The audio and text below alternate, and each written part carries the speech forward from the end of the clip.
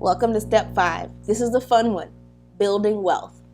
Ideally, you want to do everything you can to protect your principal, focus on savings, outpace inflation, and of course, reduce taxes.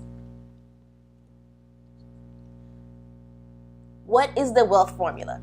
Well, let me tell you, it's easier than E equals MC squared, and it's really easy to understand. The wealth formula is a straightforward way to understand the impact of inflation and taxes and how much they can have on your savings as you prepare for your financial future. The wealth formula lays out all the factors that affect your total wealth. Often factors like time, inflation, and tax are not considered, but actually they make a huge impact. Here's how the wealth formula works. It's the money that you have plus the time horizon, so that takes on, let's say you're 30 years old now, so you have at least 30 or 40 years to go, hopefully longer, plus or minus your rate of return, because you can earn money or you can lose it, minus inflation, and of course, minus taxes, because it's always an expense. Whatever is left over is your wealth.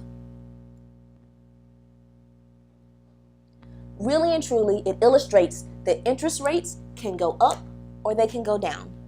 The value of the money you save today may be worth much less tomorrow, and taxes can reduce your overall savings. Even though the formula is simple, making it work can be complicated. Of course, give us a shout and we can work together to make sure that you're on track to reach your goals. And of course, real estate is an excellent way to improve that rate of return that we're receiving.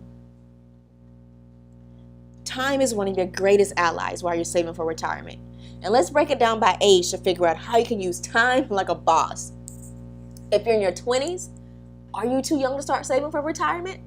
Actually, not at all. And in fact, now is the best time to start saving.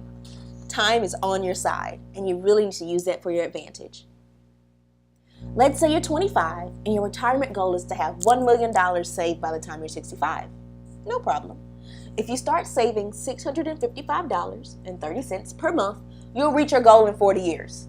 Okay, perfect. You'll be age 65.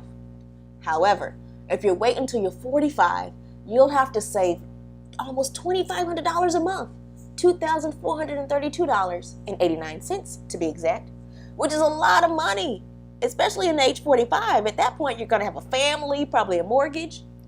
If you only had 10 years to save, right? You start at age 55.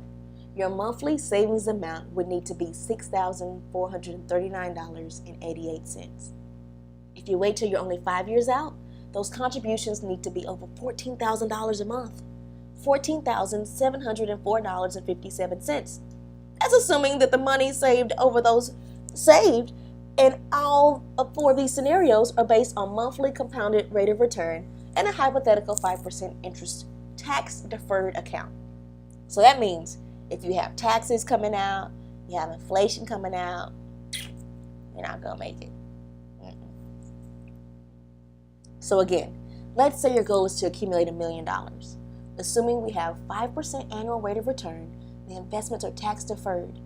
The amounts shown here are what will be required to reach that $1 million goal.